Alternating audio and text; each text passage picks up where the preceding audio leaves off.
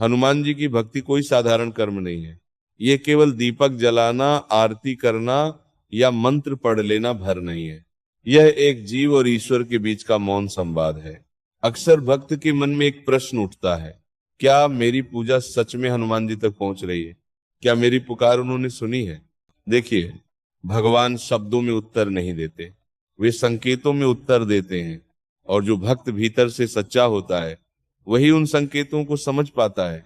हनुमान जी जब किसी की पूजा स्वीकार करते हैं तो वे घोषणा नहीं करते, वे जीवन में परिवर्तन कर देते हैं। अब उन संकेतों को ध्यान से सुनिए। पहला संकेत, जब बिना कारण आपको हर जगह हनुमान जी की छवि, उनका नाम या स्मरण होने लगे, दीवार पर, रास्ते में, किसी वाहन पर, यह संयोग नहीं होता, यह संकेत होता है कि प्रभु आपको यह अनुभव करा रहे हैं, मैं यहां हूं, तेरे साथ हूं। जब भगवान स्वयं स्मरण बन जाए तो समझ लेना पूजा पहुंच चुकी है। दूसरा संकेत, हनुमान चालीसा या नाम जप करते समय शरीर में कंपन, रोंगटे या आंखों में नमी आना, ये भावुकता नहीं है, ये अनुग्रह का स्पर्श है। जब भक्ति हृदय से निकलती है तो शरीर भी उस दिव्यता को सहन नहीं कर पाता। तीसरा संकेत, मन का ये कहना, दिन कितना भी व्यस्त हो, हनुमान जी के लिए समय निकालना ही है। ये इच्छा आपकी नहीं होती, ये कृपा की खींच होती है। जब प्रभु भीतर स्थान बना लेते हैं तो उनके बिना दिन अधूरा लगने लगता है। चौथा संकेत, जब जीवन में कोई साथ न दे पर भीतर से एक शांत स्वर आए, कोई नहीं, हनुमान जी है। ये विश्वास अभ्यास से नहीं आता, ये तभी आता है जब प्रभु ने आपको थाम लिया हो। जहां ये भाव आ गया वहां भक्त अकेला नहीं रहता। पांचवा संकेत, जो कार्य बहुत समय से अटके हों वे अचानक सरल हो जाएं। हनुमान जी शोर नहीं करते, वे चुपचाप काम बना देते हैं। भक्त बस इतना कह पाता है, ये तो उन्हीं ने कराया है। छठा संकेत, मन का बुराइयों से स्वयं दूर होने लगना, गुस्सा, ईर्ष्या, गलत संगति, सब बिना संघर्ष के छूटने लगे।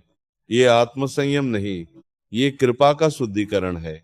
जहां हनुमान जी प्रवेश करते हैं वहां मन पवित्र होने लगता है।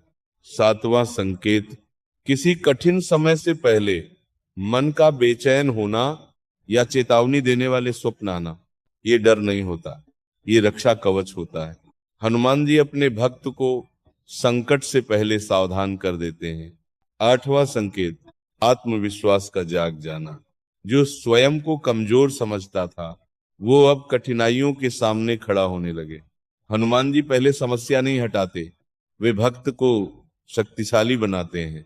नौवां संकेत, पुराने रिश्तों में मधुरता लौट आना, अहंकार का गलना, पहला कदम उठाने का साहस आना। ये इसलिए होता है क्योंकि भक्ति हृदय को विशाल बना देती है। 10वां संकेत, दूसरों के दुख को अपना समझना, बिना दिखावे के मदद का भाव आना, करुणा का स्वतः प्रकट होना। ये परिवर्तन बताता है कि अब प्रभु केवल आपके मंदिर में नहीं, आपके हृदय में विराजमान है। अब ध्यान से समझिए, यदि इन संकेतों में से एक भी संकेत आपके जीवन में घट रहा है तो समझ लीजिए हनुमान जी ने आपकी पूजा स्वीकार कर ली है। भगवान सामने आकर कुछ नहीं कहते, पर जीवन को इस तरह छूते हैं कि भक्त भीतर से बदल जाता है। डरिए मत, टूटिए मत, आपकी भक्ति व्यर्थ नहीं जा रही। जहां विश्वास है वही हनुमान जी है, और जहां हनुमान जी हैं वहां कोई भी संकट टिक नहीं सकता। और एक बात अंत में समझ लेना, हनुमान जी की भक्ति का फल तुरंत दिखे ये आवश्यक नहीं है, क्योंकि प्रभु कभी हमारी इच्छा के अनुसार नहीं, हमारे हित के अनुसार देते हैं। कई बार भक्त कहता है, मैं तो रोज पूजा करता हूं फिर भी कष्ट क्यों है? तो याद रखना, कष्ट सजा नहीं होते, कष्ट संस्कार होते हैं। हनुमान जी पहले भक्त को मजबूत बनाते हैं, फिर परिस्थितियां बदलते हैं। वे पहले भीतर की कमजोरी तोड़ते हैं, फिर बाहर के संकट हटाते हैं। अगर आज भी जीवन में संघर्ष चल रहा है तो ये मत समझो कि प्रभु दूर है। हो सकता है वही संघर्ष आपको उस ऊंचाई तक ले जा रहा हो जहां बिना टूटे पहुंचा ही नहीं जा सकता। हनुमान जी उन भक्तों को सबसे अधिक संभालते हैं जो चुपचाप सह लेते हैं पर भक्ति नहीं छोड़ते। कभी कभी प्रभु आपको गिरने देते हैं सिर्फ इसीलिए ताकि आप ये जान सके कि आपको उठाने वाला कौन है। और जब ये समझ आ जाती है तो फिर जीवन में कोई डर नहीं रहता।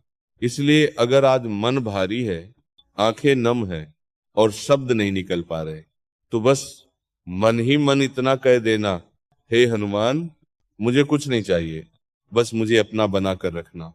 यही एक प्रार्थना सभी प्रार्थनाओं से बड़ी है। क्योंकि जिस दिन हनुमान जी ने किसी को अपना मान लिया, उस दिन उसके जीवन में कोई भी शक्ति उसे तोड़ नहीं सकती। आप अकेले नहीं हैं, आपकी हर सांस के साथ हनुमान जी खड़े हैं। ये भरोसा रखिए और शांति से आगे बढ़ते रहिए। और एक गूढ़ बात सुनिए, हनुमान जी की भक्ति में सबसे बड़ा वरदान चमत्कार नहीं होता, समर्पण होता है। जिस दिन भक्त ये कहना सीख लेता है, जो तू चाहे वही सही, उस दिन से उसके जीवन का बोझ हल्का हो जाता है। क्योंकि फिर जिम्मेदारी भक्त की नहीं रहती, प्रभु की हो जाती है। हनुमान जी उन भक्तों से बहुत प्रेम करते हैं जो उनसे सौदे नहीं करते, जो ये नहीं कहते ये दे दो वह दे दो, बल्कि बस इतना कहते हैं, मैं तेरा हूं। और जब भक्त अपना अहं छोड़ देता है तो प्रभु अपना बल दे देते हैं। याद रखना, हनुमान जी का नाम लेने से सिर्फ डर नहीं भागता, नीयत भी शुद्ध होती है। जहां नीयत शुद्ध हो जाती है वहां जीवन की दिशा स्वयं बदल जाती है। आपने देखा होगा, कुछ लोग बहुत कम बोलते हैं पर उनके चेहरे पर शांति रहती है। ये शांति ज्ञान से नहीं आती, ये भक्ति से आती है।